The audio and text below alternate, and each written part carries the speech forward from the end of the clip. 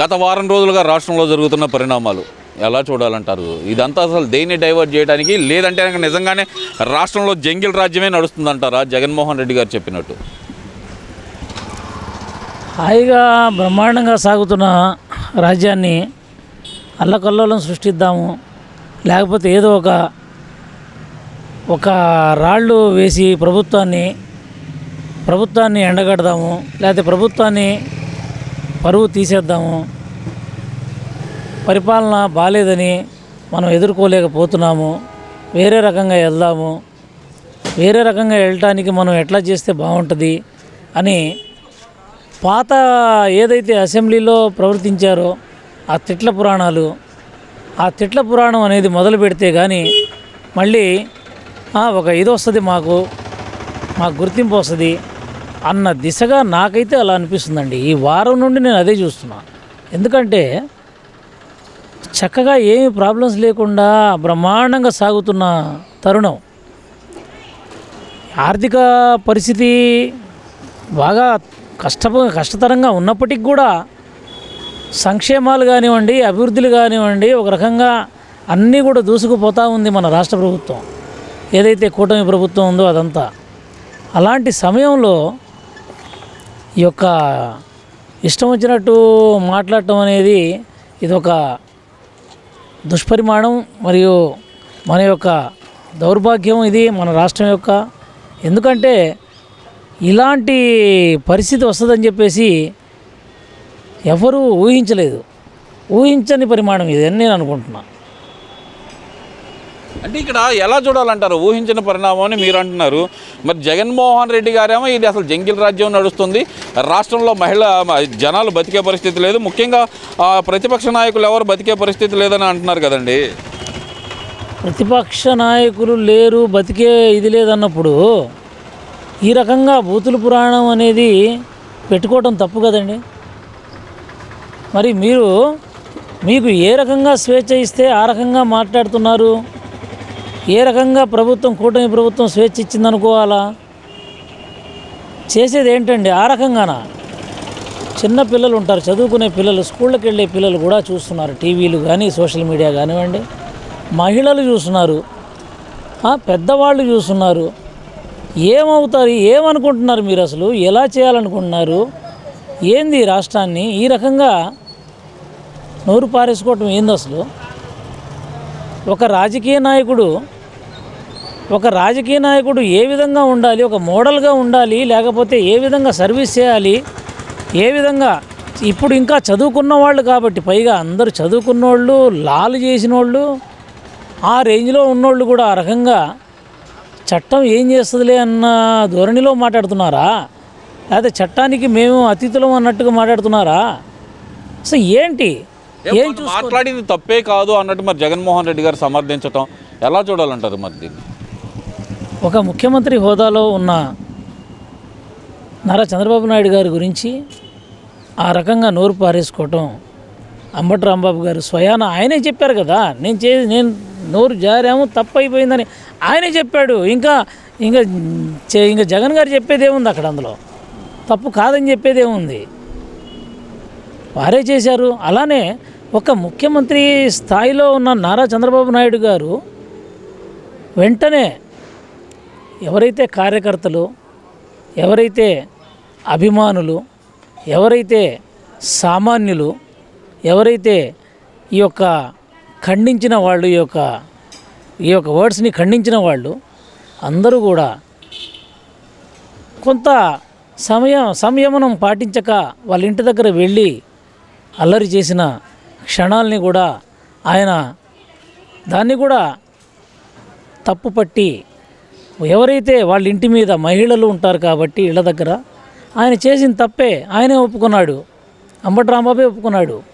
అలాంటప్పుడు వాళ్ళ మహిళల మీద వెళ్ళటం తప్పని చెప్పేసి వెంటనే కేసులు పెట్టడం కూడా జరిగింది. అది కూడా చూసాం మనం. అంటే ఇక్కడ ఏదైతే చంద్రబాబు నాయుడు గారిని దూషించి క్షమాపణ కూడా చెప్పాడు, క్షమాపణ చెప్పిన తర్వాత దాడి చేయటం అవసరమా? అంటే ఒక మనిషిని చంపేయాలని చూస్తారా అంటే మరి జగన్మోహన్ రెడ్డి గారు ప్రశ్నిస్తున్నారు కదా, మరి దానికి ఏం చెబుతారు? ఏమండి, నిజంగా చంద్రబాబు నాయుడు గారి చిత్తశుద్ధిని మనం అందరం ఒప్పుకోవాల్సిందే. ఆయన తెలుగుదేశం పార్టీ కార్యకర్త, లేకపోతే జనసేన, లేకపోతే ఇంకోళ్ళ కూటమికి సంబంధించిన వాళ్ళ అనే ప్రస్తావన లేకుండా ఎవరైతే ఈ యొక్క అఘాయిత్యానికి లేకపోతే ఇంటి దగ్గర వెళ్ళి దాడి చేయటానికి వెళ్ళారో వాళ్ళ మీద కేసు కట్టండి అని చెప్పి కట్టడం జరిగింది. ఆయన చిత్తశుద్ధిని ఇంకా మనం ఏం అర్థం చేసుకోవాలండి? ఇంకా రాష్ట్రాన్ని ఏ రకంగా శాంతి భద్రతల విషయంలో ఆయన ఎంత తను అంటే బాబు గారు ఏ రకంగా కాపాడుతున్నారు. ఇంకా ఇది చిన్న ఉదాహరణ. నిజంగా చెప్పాలంటే కార్యకర్తల్లో చాలా బాధగా కూడా ఉంది ఈ విషయంలో మాత్రం. అయినా సరే తప్పును నేను ఏది కూడా ప్రోత్సహించను. ఎందుకంటే గతంలో పట్టాభి గారి ఇంటి దగ్గర కూడా ఎలా చేశారండి? మరి ఆ విషయానికి వస్తే చెప్పండి, వాళ్ళకి మనకి తేడా ఏంటి అనే ప్రశ్న బాబు గారిలో మొదలవుద్ది. వాళ్ళలాగా మనం ఉండకూడదు, వాళ్ళలాగా మనం ఇచ్చేయకూడదు. ఈ దాడుల్ని చేయటం అనేది నేను ఎటువంటి పరిస్థితుల్లో క్షమించనని చెప్పేసి ఆ రకంగా పరిపాలన సాగిస్తుంటే ఆయనకి ఇంకా మాట్లాడాలని జగన్మోహన్ రెడ్డికి ఏ విధంగా అంటున్నారో నాకైతే అర్థం కావట్లేదు. మరి జగన్మోహన్ రెడ్డి గారి పర్యటనలు ఎలా చూడాలంటారు? అంటే ఇంకొక సంవత్సరంన్నరలో పాదయాత్ర మొదలు పెడుతున్నారు అంటున్నారు కదా, దానికి రిహార్సల్ లాగా భావించాలంటారా మరి దీన్ని? ఒకటండి, ఇప్పుడు వారి పర్యటన వారికి ఎవరైతే లీడర్స్ బాగా పర్సనల్గా భావిస్తున్నారో ఆ లీడర్స్ మీద చట్టపరంగా చర్యలు తీసుకునేటప్పుడు వారు వచ్చి వాళ్ళని కలిసి వాళ్ళని ఏదో మాట్లాడి వెళ్ళటం అనేది చేస్తే చేసుకోమనండి. అది మనం దానికి విషయంలో ఏం అనట్లేదు. కాకపోతే ఏంటంటే ఈ వ్యాఖ్యలు ఉన్నాయి చూసారా, మాట్లాడే వ్యాఖ్యలు, బాబు గారి గురించి చెప్పే వ్యాఖ్యలు ప్రజలైతే నమ్మరండి. ప్రజలు నమ్మే స్థితిలో లేరు. ఎందుకంటే మీరు ముఖ్యమంత్రి హోదాలో ఆ కాలంలో ఏమన్నారండి? ఆ కాలంలో ఏమన్నారు? ఇప్పుడున్న ముఖ్యమంత్రి గారు ఈ కాలంలో ఏమన్నారు? ఈ చిన్న వ్యత్యాసం చూడండి. అప్పుడు ముఖ్యమంత్రిగా జగన్మోహన్ రెడ్డి గారు ఉన్నప్పుడు ఏమన్నారండి? నాకైతే కొంచెం గుర్తు. ఈ విషయం మాత్రం ఇది నా మీద అభిమానం ఇలా ఉంటే ఇలాగే ఉంటుంది వాళ్ళది, ఏదో ఒక సమ్ డైలాగ్ వాడారు. అది మీకు ఏమన్నా గుర్తుందా? అప్పుడు ఇలా దాడి చేసినప్పుడు ఏదో అడిగితే మామూలుగా బీపీ వచ్చింది, దాన్ని ఎవరు ఆపలేరు అన్నారు కదండి. మరి అది ఒక ముఖ్యమంత్రి స్థాయిలో అనొచ్చా మరి చెప్పండి?